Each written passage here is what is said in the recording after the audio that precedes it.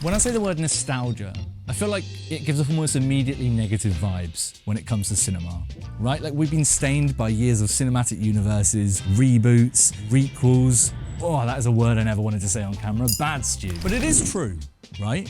And I'm not the first person to stand up bravely in front of the world and say, can you stop just showing us things we used to like and thinking you don't need to actually make a film around it? I mean, I literally just saw Deadpool and Wolverine last week, a 2-hour corporate endurance test of costumes people once liked and fan casting that the internet went vaguely nuts about on online forums about 5 years ago. But this video is not about that. Because around that side of things, shockingly, he says sarcastically, there are still filmmakers around who are doing interesting things with nostalgia. And I actually saw another film recently in cinemas which wowed me with its imaginative and introspective use of nostalgia. That was I Saw the TV Glow, the new one from Schoenbrun. It's a sort of trans dysmorphia horror film. But then that got me thinking about another one of my favourite films of the year, Rohrwacher's La Chimera, which does an altogether different thing with nostalgia, I think. It kind of rejects the idea of past as its own separate entity. And then I just thought, why don't I just talk about them both in a video? Because they're both examples of how filmmakers are using nostalgia in the right way. But let's define nostalgia, shall we? Oxford Dictionary describes it as a sentimental longing for or regretful memory of a period of the past. And I think in mainstream cinema that has tended to translate into a conjuring of images or iconography, media that satisfies yearning for things that we enjoyed during our formative years. It's the exact reason why J.J. Abrams can make a living out of just doing the Spielberg thing. No hate to the guy though, he's done it well and he has made a couple of bangers. We won't talk about Rise of Skywalker, obviously. Or the same reason why a film can make nearly $2 billion just by having 3 Spider-Men in it. And if you can't tell, yes, I'm talking derogatively about a lot of this, because I'll be honest, I do think it is often a very lazy tool for certain filmmakers, certain studios. But like all cinematic fads, I think you can pull out a lot of really interesting stuff if you're just willing to do a little bit more reflection and introspection with it all. It doesn't just have to be a tool for cinematic exploitation. It can be used allegorically as a means to explore lived experiences, or texturally to explore temporal relationships. And actually, I hadn't clicked until I saw Deadpool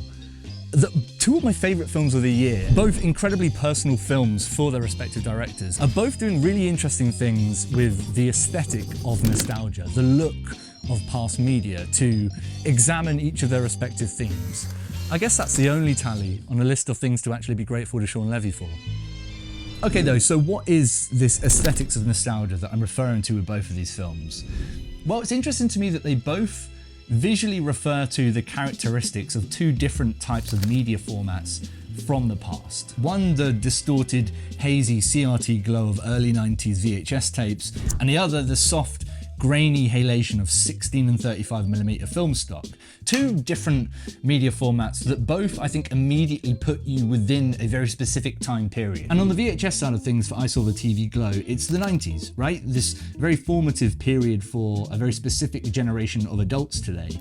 That kind of staying up past your bedtime to watch TV from the sofa in the dark when you shouldn't be, with your friends kind of vibe. A very specific image that's conjured up when you think about what VHS meant to you growing up. And this is clearly very true to Schoenbrun's lived experience as well. They've spoken extensively about Buffy's specific influence on them as a filmmaker, but also influence on this film in general, right? And if you don't know what Buffy is, then I don't know what to say, my dude. You're lost. But it's not just a, you enjoyed the 90s, so here's that again, sort of thing that I think a lot of lazier filmmakers will probably just stop short at. It's used here as a means to explore the intangible discomfort of a pre-transition dysphoria, to use their own words, of the different realities of a true self versus the conditioned world around us, which is itself a kind of direct parallel of that dichotomy of nostalgic memory of things versus the actual lived experience. This weird warped in-between of memory and experience. And that sounds complicated to even think about, right? Let alone visually represent on film for an audience. Which is what I think is most stunning about Schoenbrun's work as a director here. That insane ability to take these abstract, almost kind of up in the air ideas and present them in a way which just makes sense. It just feels like, yeah, that is exactly how that would work or look or feel on screen. And I can only imagine how important that is for trans people in the modern climate, right? Of course, that's not something I have any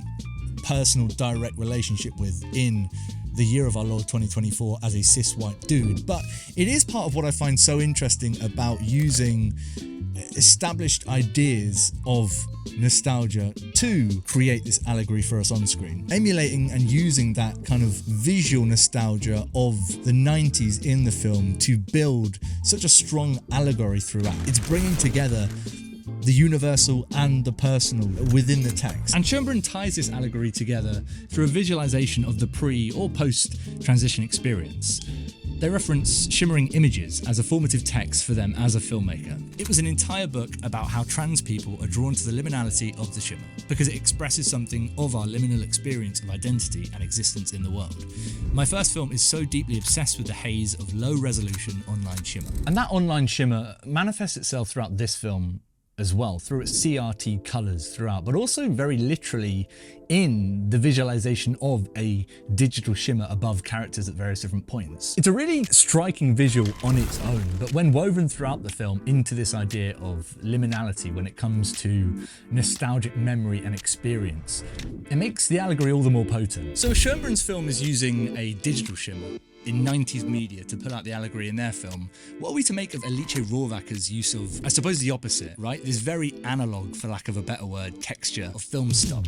La Chimera is the story of a grave robber, played wonderfully by Josh O'Connor, I might add, who is searching for a lost love. It's a surreal, beautiful journey through archaeology, love, life, and I think above all, the, again, liminality of human experience. But this time I think in regards to time more specifically, the past, present and future. Oh, by the way, potentially spoilery territory coming up for this one, so if you haven't seen it yet, go check it out. It's actually on Mubi now, and you can get 30 days of that for free in the description below. Large wink. Rohrwacher did a great interview with the folks at Next Best Picture Pod around the film's release, in which she references a poem that gave specific influence to her in the film, and it's stuck with me ever since I heard it and every time I've watched the film since. He's somebody who has a great emptiness inside, and that's the very reason why he's able to perceive the emptiness below him. There's a beautiful poem by Cristina Campo that starts as follows: two worlds and I come from the other one. And this, for me, is a poem that is constantly resonating within Arthur's head. For me, it's like this weird shared thread between the two films, this shared sense of an other world, or of belonging to a different space entirely. But Rohrwacher creates her own, like, temporal liminality in the film in a different way. The use of different film stocks to create a visual language that subconsciously places us in different times. Now, Rohrwacher herself has sort of rejected the idea of being a nostalgic person, but I think when it comes to a visual language in La Chimera, there is absolutely something nostalgic about it all, right? There's an intentional kind of scrambling of where we are and when we are at different points throughout the film. I think honestly, it's the most potent way in which her film creates its own fantasy world, I think. There's this real fairy tale element to the entire thing, which can be very difficult, I think, to pinpoint, but is almost impossible to articulate without the very specific visual characteristics of film stock. But it's not just film stock itself that's used to tie this all together. Rohrwacher uses different techniques from throughout cinematic history, really playfully throughout her film. Various scenes are sped up at different points in a way that mimics the frame rate playback of the silent film era, in a way which I think is drawing attention to the artifice of the film format. If I Saw the TV Glow is a kind of examination of the horrors of liminality when it comes to personal identification, for me, La Chimera exists as an embracing of liminality when it comes to shared experience and time, by creating this kind of amalgamation of recognizable facets of film history. Our central character of Arthur could in many ways be a kind of cautionary tale on the idea of nostalgia itself, right? He is a character that is chasing this idea of the past by quite literally digging it up, but actually ends up joining it in the present, in the now, tied together through the ground with a piece of physical red string. To me, this is the film positing a really beautiful idea about, I suppose, the futility of nostalgia, of yearning for the past. Because if past and present are in some shape or form coexisting together, right, tied together in this case, then the past is kind of always with us through lived experience and environment. In Alice Rohrwacher's own words, the idea that there have been so many lives in the same space and that all the lives have been lived with great intensity, that they have been full of joy, fear, life and death, it calms me down.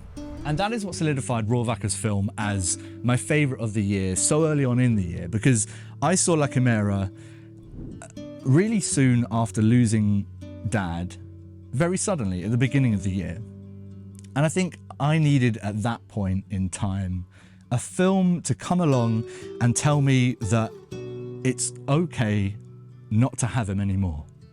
And that the experiences that I had with him in the past aren't really gone.